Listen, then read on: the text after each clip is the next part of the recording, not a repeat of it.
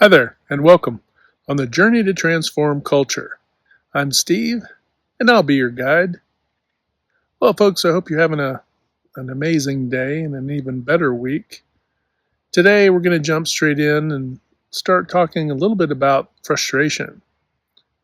You know, all of us as individuals, members of our teams, organization at large, leadership, ownership, everyone at some point has become frustrated.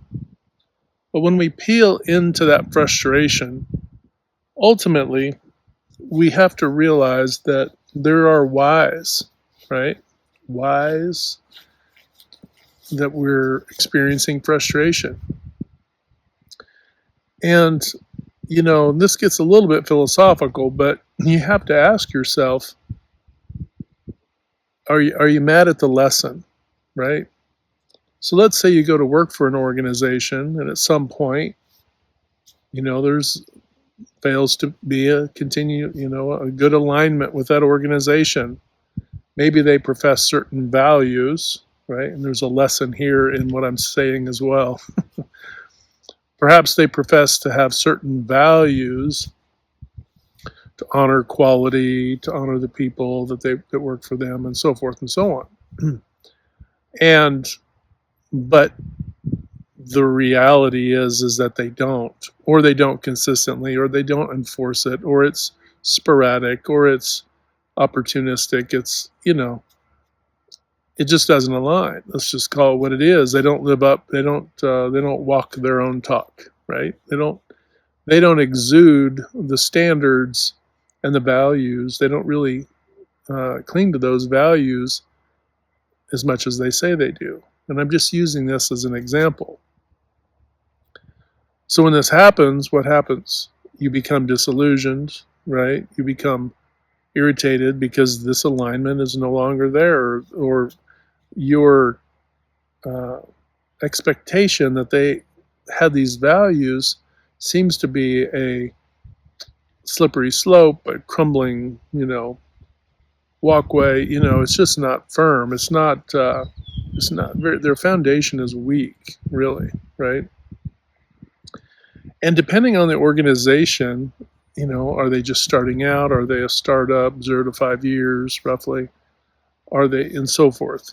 What's the makeup? Because it really kind of depends, because you can have a high expectation for values, and it becomes a challenge to be able to carry that out, right? To meet those expectations. Even doesn't matter who you are in the organization, it's always going to be a challenge.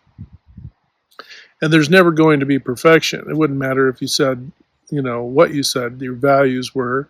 That's never going to be 100% foolproof, right? That's never going to be 100%.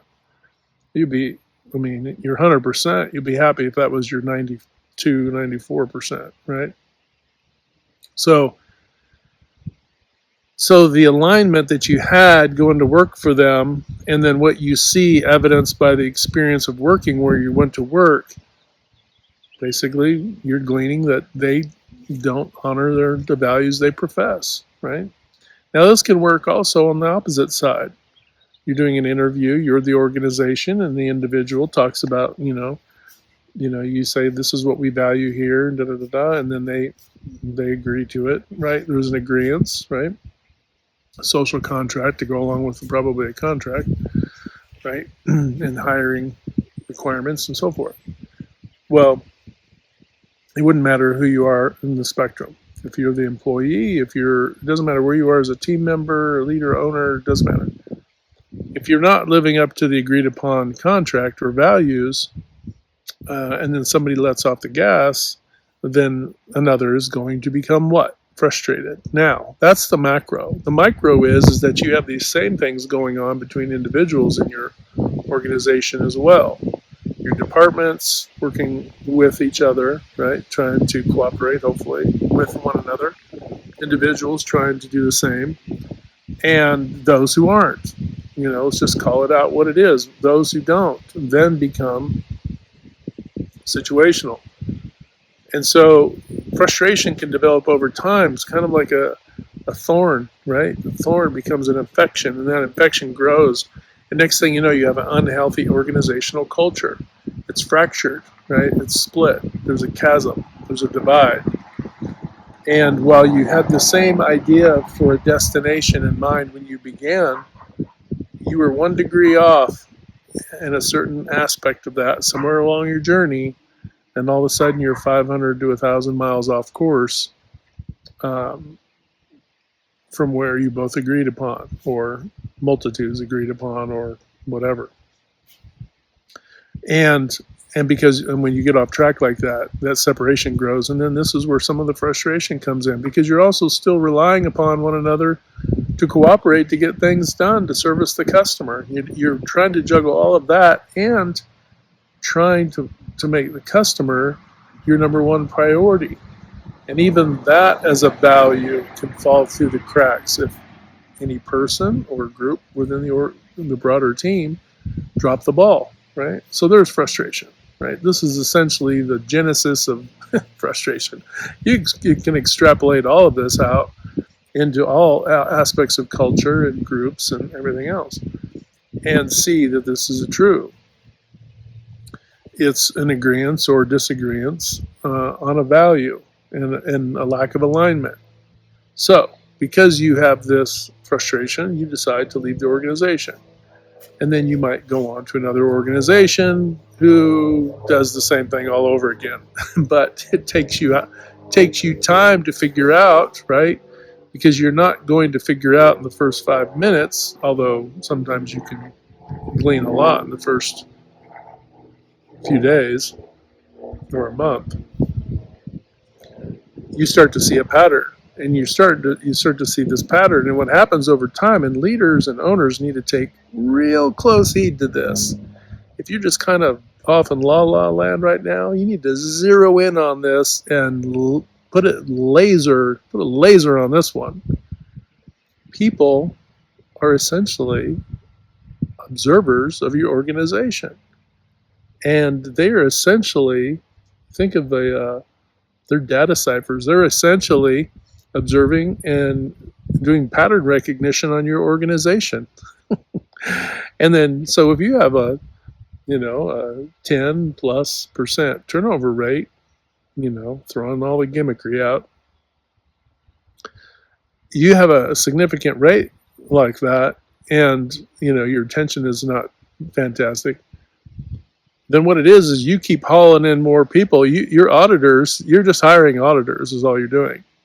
You're hiring auditors to come in and to assess your organization, and of course, after a certain amount of time. So do this analysis for yourself. Track your turnover rate and the pattern of the time between people who come and people who go, and the situations that revolve around that.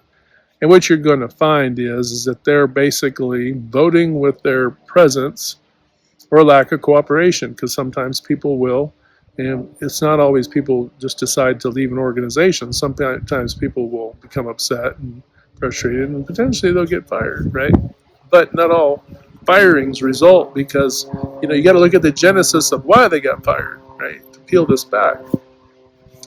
Essentially what we're saying is that you've got plenty of data, right? Your performance data, you're thinking about it in the one direction.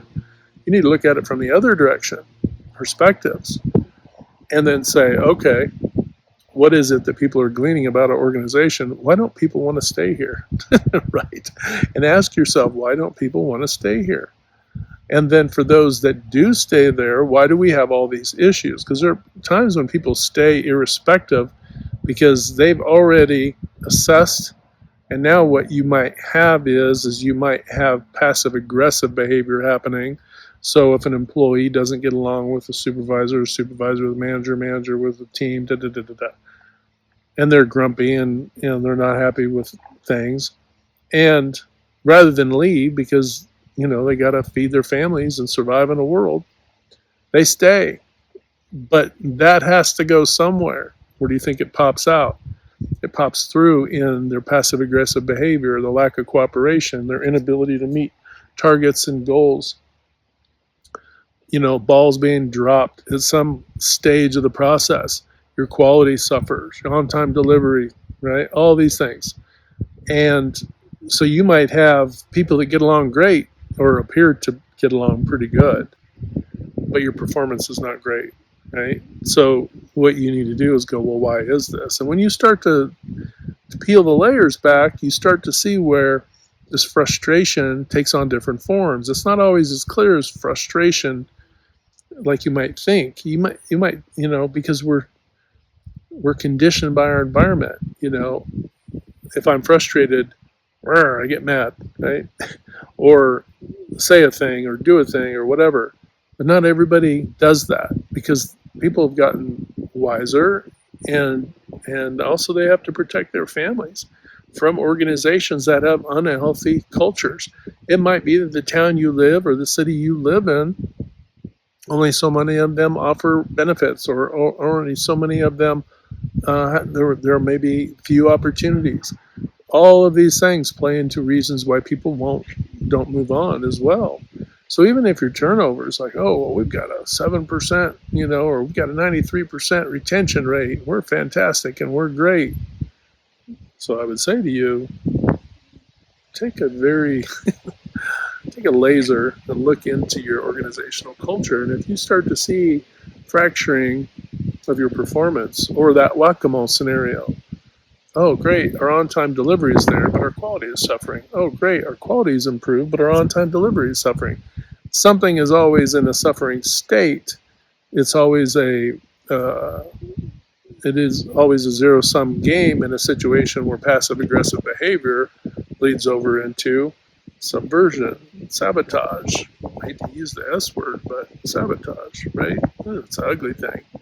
But people can do it. And not to mention what people are saying outside your organization. They might be fine enough to work there, but they may be sabotaging your reputation in the community. I mean, this is as true for individuals, right? How many times, rumor control, right? People defaming other people's character all the time. Do you think that's not happening to your organization in the town that your organization is? And even if you commute in and you're like, well, I don't care. Well, you should care, because other employees come there and or decide to or not to stay based on what they're learning secondhand. And some of it may not be true, right? There's the one side that goes, well, there might be some truth in there. And then the other side, there may be no truth in there, right? And if there is some truth in there, maybe it's something your team is working on. Maybe it's, yeah, we recognize this, and this is what we're working on. This is why it's super important to be humble as leaders. And bees are out, everybody's out.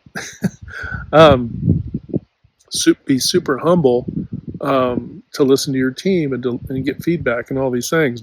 And because you don't want frustrations to fester into these infections, where your organizational culture then begins to just erode, and then next thing you know, it's spiraling out of control. Next thing you know, your site might have to shut down. Business is super poor because maybe your competitors catch on to this too, or maybe some of your former employees go work for your competitors, right? And they don't have to say much specifically about your operation because so much of it is NDA, covered, not all, but some. All they have to do is say, this is my impression. No, it was toxic. You're done. You're done. And sadly, it doesn't even have to be true, right? It might be the organization isn't toxic. Maybe that person wasn't toxic. So you're working for and against these tides and these forces. It's always best to take the high road. It's always best to be humble and listen and account for things. That way you can always say, hey, this is who we are, and you can always stand by that. But if you get in a contentious, kind of war, if you will, in these situations, you're not going to win. Just, it's like tug of war. There's going to be a tug of war between you and somebody else over a pit of mud, okay? Just the nastiest, grossest looking mud you've ever dealt with. And they're provoking you to tug a war with them, but you get to choose to pick up the rope, or if you've already picked it up, to let go of the rope. This isn't a battle worth fighting, right? So in your mind's eye, you might think, well, hey, you know what, Steve, this happens all the time and everybody's dealing with it, so Why should I even care? I just go on about my business. Well, you should care, and you should acknowledge these things. I would just talk openly about it, especially, and I would recommend this too. Your 90-day cycles, typically your quarters. Your 90-day cycle comes to an end and you start your next 90 days. I don't know how your organization is. I don't know if you do cookouts. I don't know if you have functions. I don't know if you reward your people. You should figure something out like that, especially when they're meeting targets.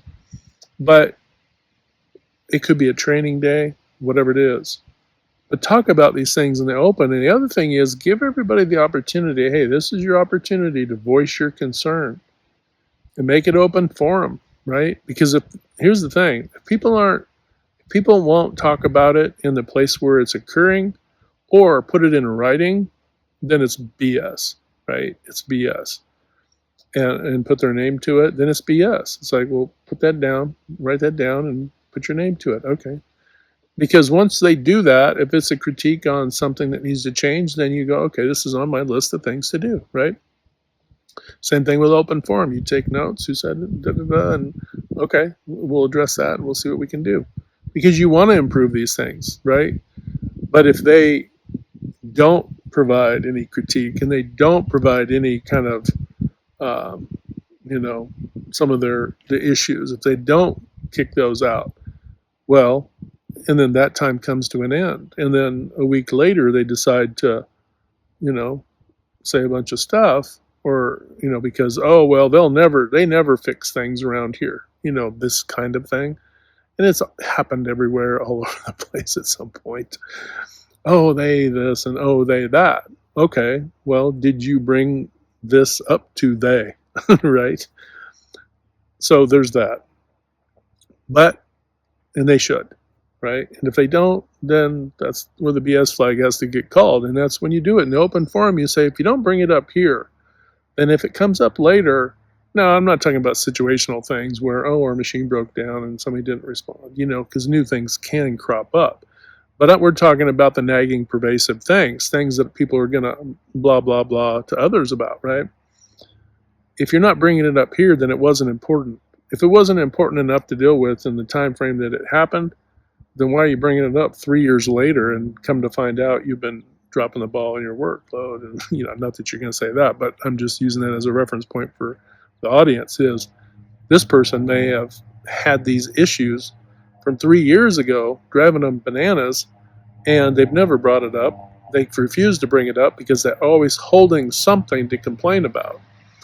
And the goal is not to come up with new things to complain about or to create phantom things to complain about. The goal is to resolve things for your team so that you can move on and be productive.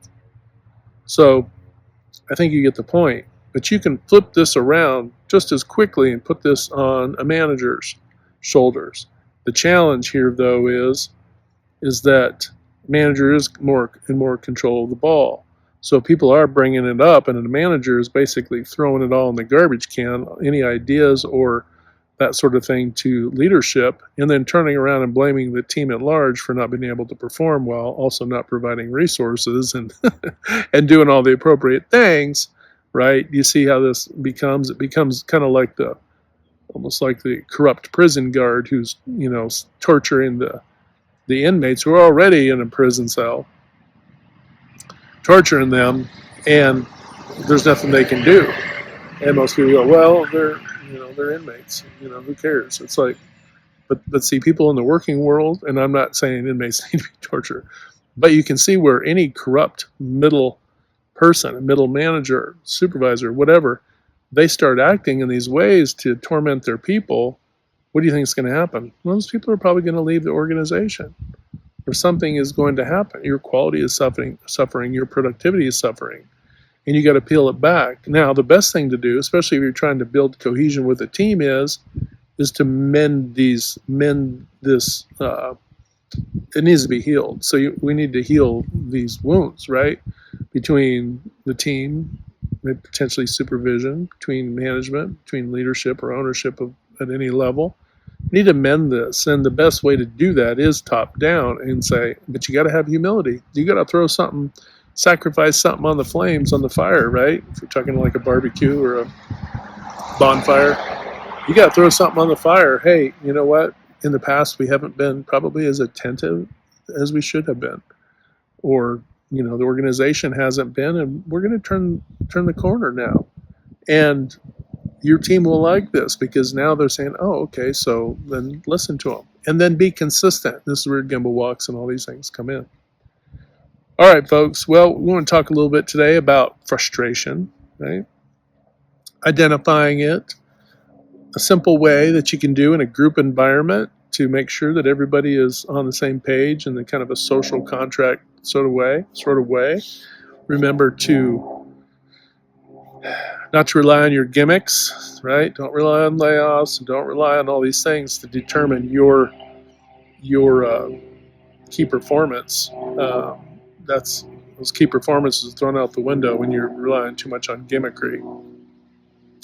And then make sure that you're communicating all the time with your team, engaging with your team, always getting the information, building upon. It's always a constant thing. Transformation is always, it's like a reforging, like swords, right? When they, back in the day when they would, well, they still do it, but, they first break it, heat it, break it, cool it, do the whole things to forge the blade. And if they want the blade strong, they do this many times over and over. And through a constant continuous improvement mode, then that's how your team is transforming into a stronger, cohesive team. Okay? All right, folks, talking a little bit today about frustration. All right? Hope you're having a great day. Hope you're not frustrated. Remember, hit that good domino 3 to 5 times a day to uplift, motivate, inspire, and just encourage folks. And when you do that, not only are you helping to transform culture and your organization and people all throughout, but you're improving your own life as well, and that's an amazing thing. All right, folks, have a great day. Hit like, share, and subscribe, and until next time, we'll talk to you later.